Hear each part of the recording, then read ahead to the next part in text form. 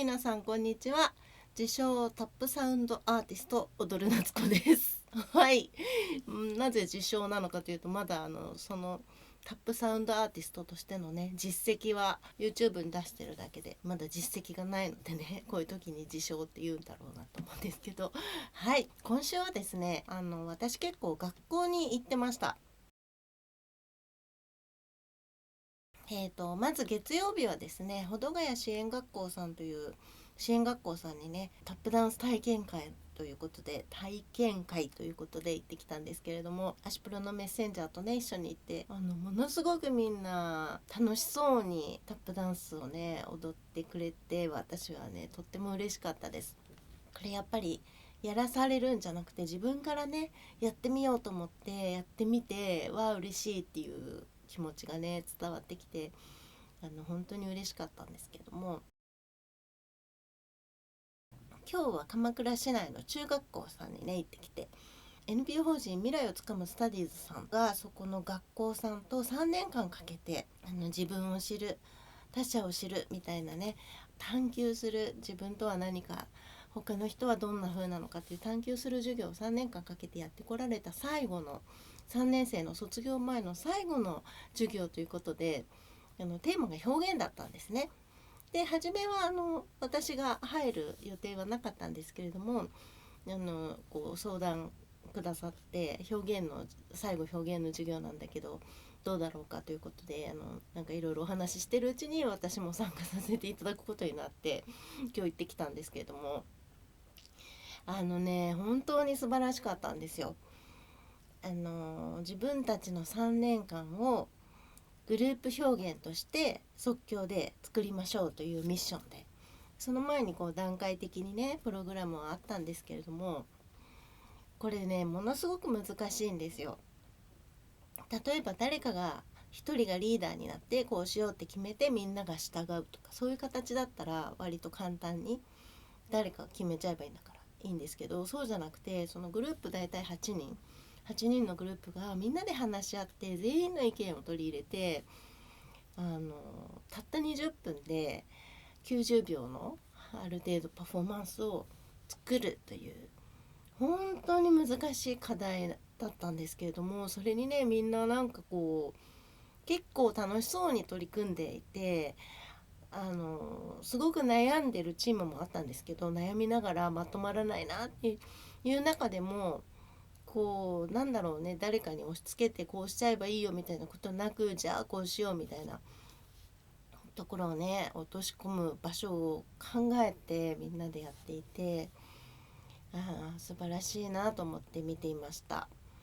体で表現するってこう恥ずかしかったりやらされた感があると、なんかこう嫌な気持ちがね表現に対して残っちゃったりとかすると思うんですけれども、みんなで考えて一人じゃないからできることっていう方法で表現を探してみてねっていうことを私は言ったんですけれども、これも一つのねいい思い出になったんじゃないかなと思います。後から振り返ってみたら結構貴重な体験なんじゃないかなと思いました。今日ねやってみた人たちね、みんなそのでき不できとかじゃないんです。このチャレンジ本当に素晴らしかったよって思いました。はい。あとですね、私たちがやっている足音でつながろうプロジェクトでは、来週3月15日日曜日に藤沢名店ビルさんでフェアクリエーション研究会というトークイベントを行います。これは何かというと、まさに今日中学校で皆さんと一緒にやったように、フェアなクリエーション、対等に想像し合うってどういうことだろうねっていうことを議題に集まった人で、例えばこんなことがあって私はちょっとモヤモヤしちゃったんだっていう話をしたり、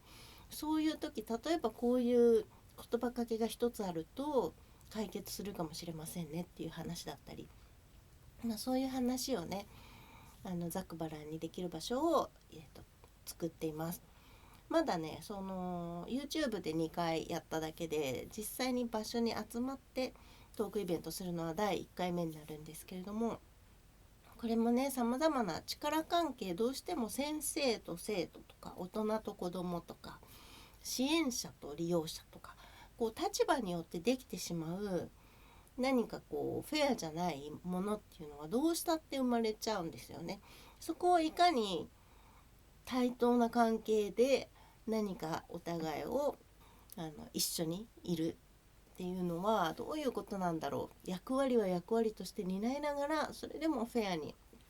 一緒に何かするってどういうことなんだろうっていうことを話し合う会です。こちらね、ご興味ありましたらぜひご参加いただきたいと思います。藤沢名店ビルは藤沢駅からもう3COINSのところ階段抜けると藤沢名店ビルの2階にね直結しているので、今週末ちょっとお天気また悪くなるみたいですけど、雨でも濡れずに藤沢駅から来られますので、よかったらぜひ来てください。そしてね、3月ももう半ばまで来たので、年度末で皆さんお忙しいことと思います。2025年度、私踊る夏子も足音につながろうプロジェクトも本当に皆さんお世話になりました。またね、2026年度4月からもどうぞよろしくお願いします。良い春をお過ごしください。